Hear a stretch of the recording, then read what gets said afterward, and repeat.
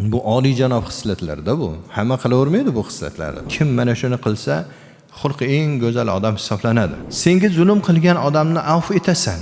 Ana shu bilan rishtani bog'lash dunyodagi eng yaxshi amal. Payg'ambarimiz janob Rasululloh sallallohu alayhi va sallam Utba radhiyallohu anhu ga aytadilar: "Ey Utba, men senga dunyo va oxirat ahlining eng afzal xulqlari haqida xabar beraymi?" Aytdilar: "Sen bilan rishtani uzib qo'ygan qarindoshing bilan rishtani bog'laysan va seni mahrum qilgan odamga berasan. Senga hech narsani bermagan bo'lsa, o'sha odamga berasan, hadiya berasan, ehson qilasan. Senga zulm qilgan odamni afv etasan. Ogoh bo'l, kimni umri uzun bo'lishi va rizqi keng bo'lishini xohlasa, silay rahim qilsin" deganlar.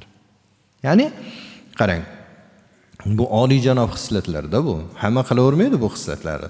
Ammo kim mana shuni qilsa, xulqi eng go'zal odam hisoblanadi. Silay rahim qilmay siz bilan aloqani uzib yubordi. Siz bilan umuman gaplashmay yuribdi. Bitta qarindoshingiz bor. Ana shu bilan rishtani bog'lash dunyodagi eng yaxshi amal.